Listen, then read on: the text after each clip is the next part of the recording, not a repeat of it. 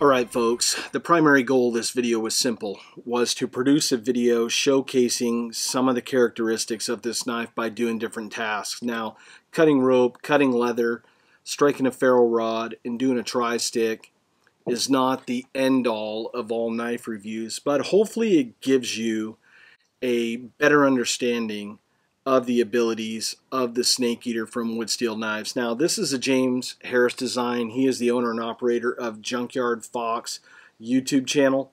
He's been using this in the desert out in El Paso now for probably a year or two, and he's got a lot of catch and cooks that he's been doing with this. So this knife is capable of doing a lot of different things. What I really like about this design is that you have two different grinds on this blade. You have a scanty grind up here where you get about a good inch and a half, and then you have a flat grind up front.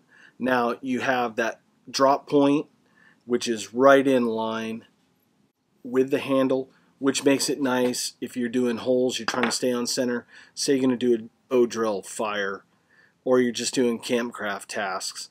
I really like the point being in the center line of the blade. Has a nice sharp 90-degree spine. We raked that ferro rod, it threw sparks like crazy. Now this steel is made out of, I'm going to look at my show notes, AEBL. That is a steel that is made by Böhler over in Austria. It's a really good steel, holds up really well, corrosion resistant, takes an edge really well, and it's not hard to sharpen. I know a lot about Böhler steels. My knife design is made out of Böhler K110, also a great steel. So definitely using good quality steel. Also, on a side note, that if you are just adamant about having it made out of tool steel, they also, out of a special order, can do 01 tool steel. Let's talk about the overall length. 9.5 inches with a blade length of 5 inches. That's a great combo. In this day and age, you don't need huge Rambo style knives to accomplish a lot of tasks. This knife fits perfect right in that category, and it is 3/32 thick steel. I really like that. It kind of reminds me of the old buffalo hunters that used to skin buffalo. A lot of those knives back in the day on the frontier were only an 1/8 inch thick, and a lot of those were brought over from Europe with no handles on them, so folks had to get them, put their own handles on them, add their own mojo. And I think James has kind of brought some of that nostalgia to this knife, especially with that little bit of a recurve on the spine and then that drop point. Looks really nice. It's just a nice detail. And like I said before, the two different cutting edges work really great, especially doing these tri-sticks. You're getting up there, you're doing those campcraft stuff, and you're able to utilize two different knife grinds that just coexist and work really well together. Now let's talk about the handle, because to me the handle is the most important part of any knife. Now the handle is a green micarta with, it looks like red liners. I really like it. I like that nice fat belly. It profiles ergonomically really well in the palm of my hand. I have medium-sized hands, but if you have large hands, you're not going to have a problem with this knife. You have thumb scallops up front, and then a really nice detail in the back is that they recess the lanyard hole behind the scales, and they put a 90-degree spine on the pommel. So if you're doing bushcraft, campcraft stuff, you're making bowls, you're making spoons, you're making whatever, fill in the blank, you're only limited by your imagination.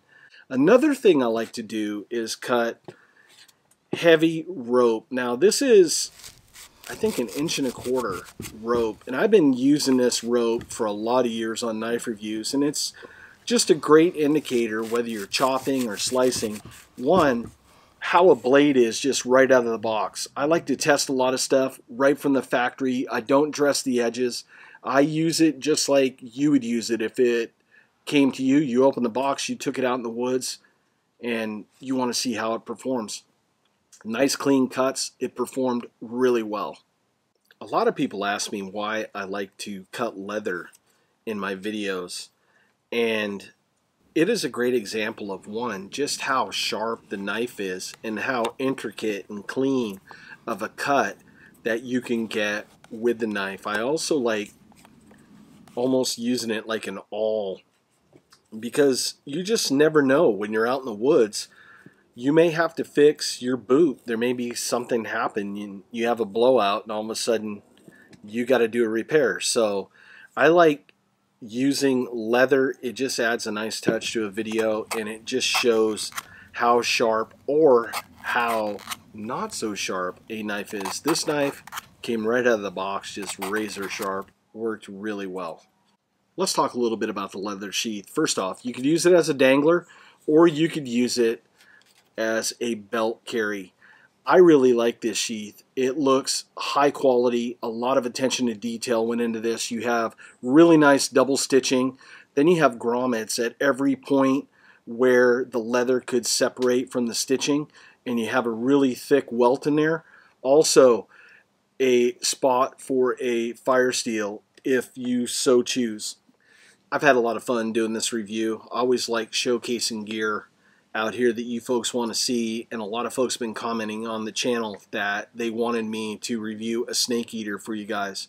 So I hope that the test that we ran today helps you kind of make up your mind if this is a knife design for you. Personally, I really like it. I like a scanny grind with that flat grind combo. You guys know that I've tested knives on the channel that have had multiple grinds like that. William Collins is one of the knife makers that makes knives like that really well. Also Tracker Design knives, you got two different grinds. So I really like unique, just thinking outside the box profiles and designs, and I think James has definitely hit a home run with this design. I'll leave links in the video description below if you want to learn more about this blade. And I'll also leave links to James over at Junkyard Fox YouTube channel. Just a great resource of information and just fun adventures that he does. Folks, that's a wrap. I'll see you on the next video. Take care.